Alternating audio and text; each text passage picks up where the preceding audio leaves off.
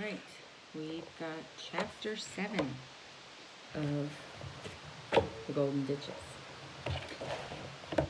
This chapter is called The Wall Builders. It has often been said that in order to better understand the present and to predict the future with more certainty, we should study the past. With that advice in mind, let us briefly explore what is considered to be the oldest continuous civilization in the world. Immediately, most of you will turn your thoughts to Egypt.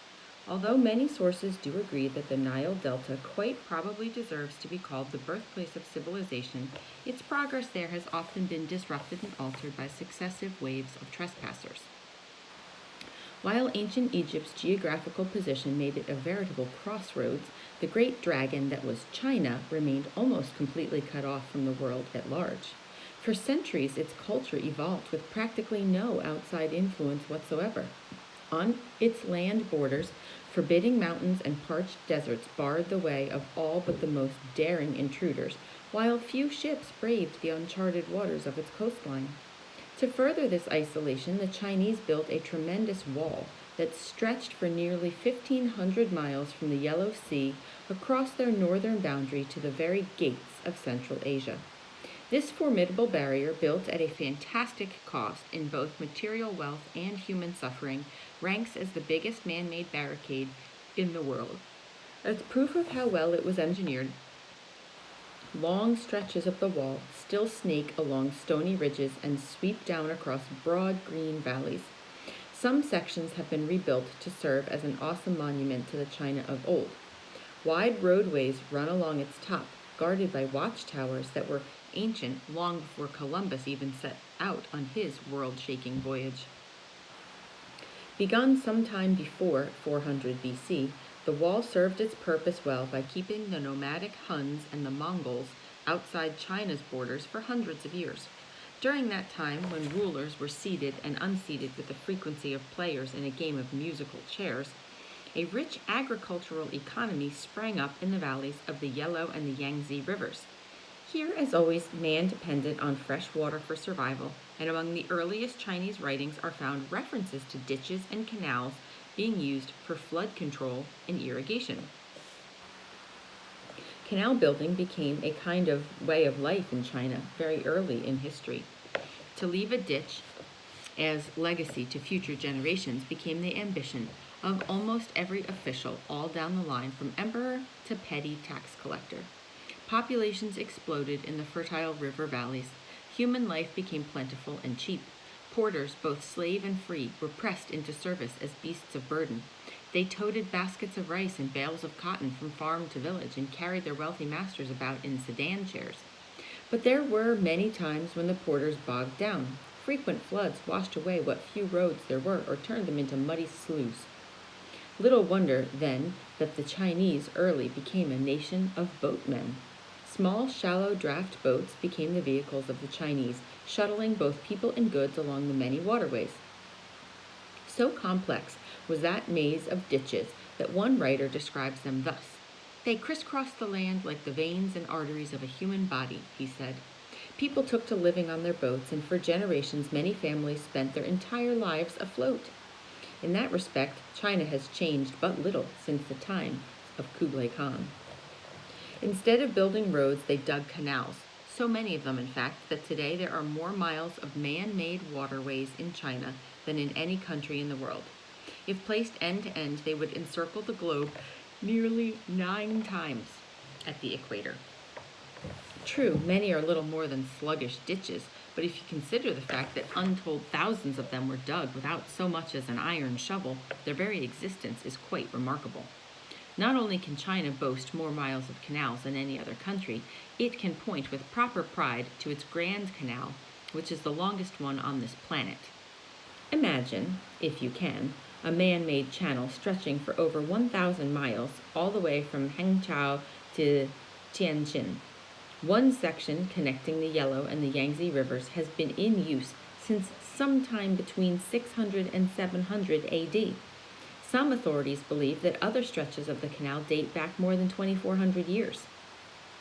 Unlike many artificial waterways, which served for only short periods, The Grand Canal has been in constant use since its completion around 1290 AD.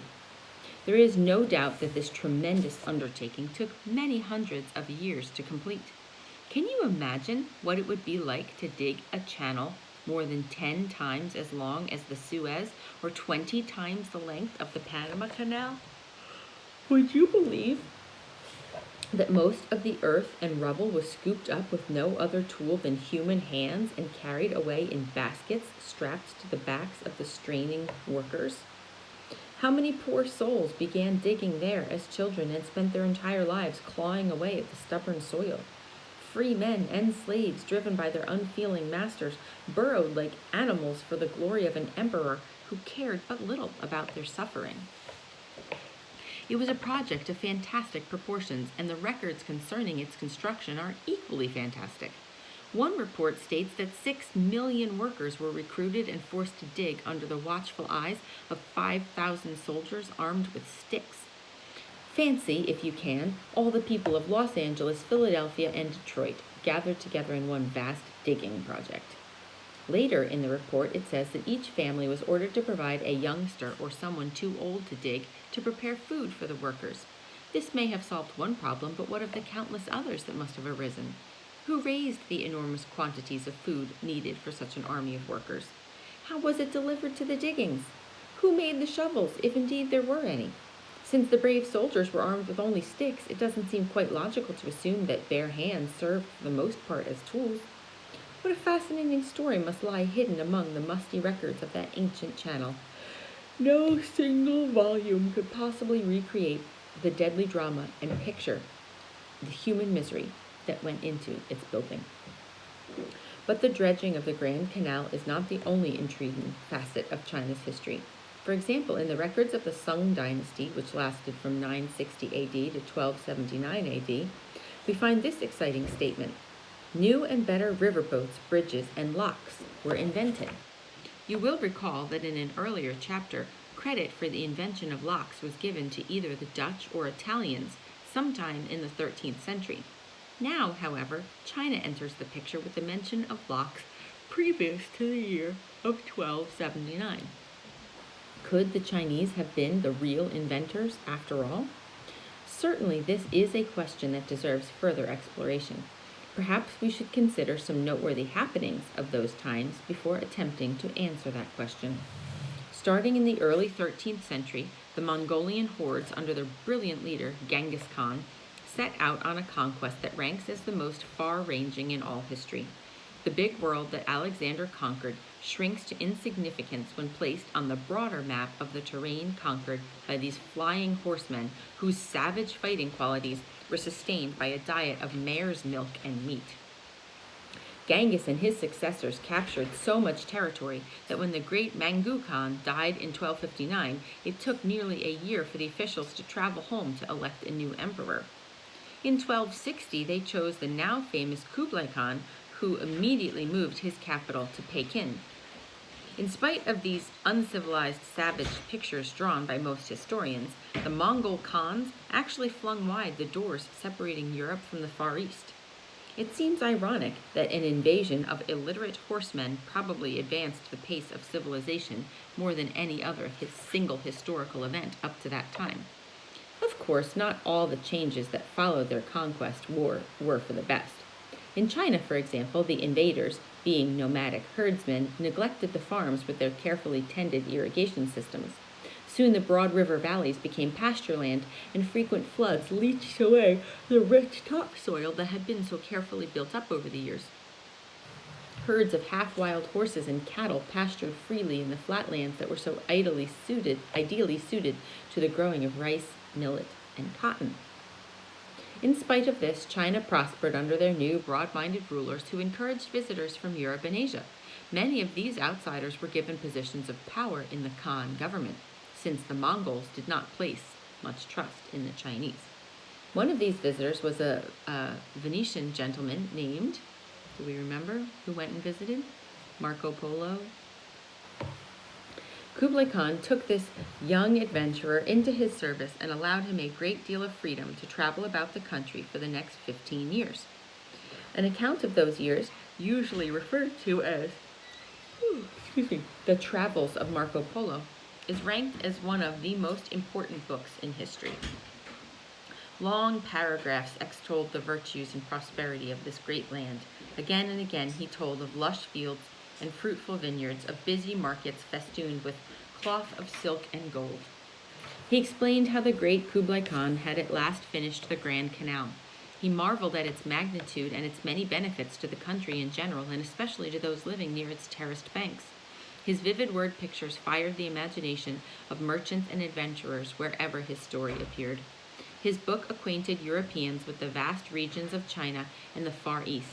Silks, spices, and other wealth from Cathay, as China was called, lured traders like a magnet. Because the land route was so difficult and dangerous, the search for a water route began almost at once, and that search led directly to the discovery of America. Christopher Columbus possessed a copy of Polo's book, parts of which he must have studied with much interest, judging from the wealth of notations in its margins. Polo's exaggerations, or quite possibly those of his scribes, led Columbus to vastly overestimate the size of Asia.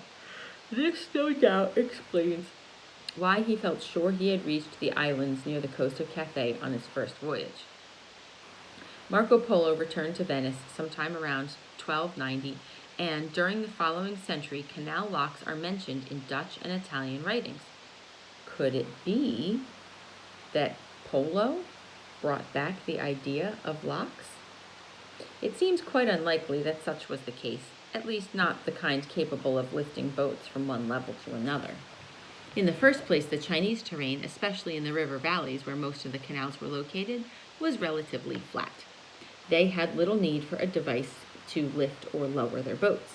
They may have had impounding locks, but chances are that those mentioned during the Sung dynasty were merely more elaborate versions of the sluice gates, which were as old as the Book of Songs. Of course, this is only a guess, but doesn't it seem more logical that the Italians, with the mountainous terrain, or the Dutch merchants, eager to move their goods safely across such places as the Jutland Peninsula, had a much greater need for lift locks? Such a need usually leads to invention. Oh, my heavens. Sorry. Although the Chinese probably did not use lift locks, they did develop a vast and complicated network of canals. In fact, they became a nation of sailors of a very special kind. Instead of cruising about the oceans of the world, many of them spent their entire lives afloat, while still more than 1,000 miles from the nearest sea. China's sailors were so landlocked that they are seldom mentioned in the stirring accounts of exploration and colonization. For the most part, they stayed at home. Often families for generation after generation spend their whole lives on board boats. Before taking their first steps, babies born on these floating homes are fitted with wooden backboards to keep them afloat should they accidentally tumble overboard. These boards are accepted as an indispensable article of clothing and are worn religiously until the child learns to swim. An abundance of fresh water is even more important to the people of the Far East than it is to Europeans or Americans.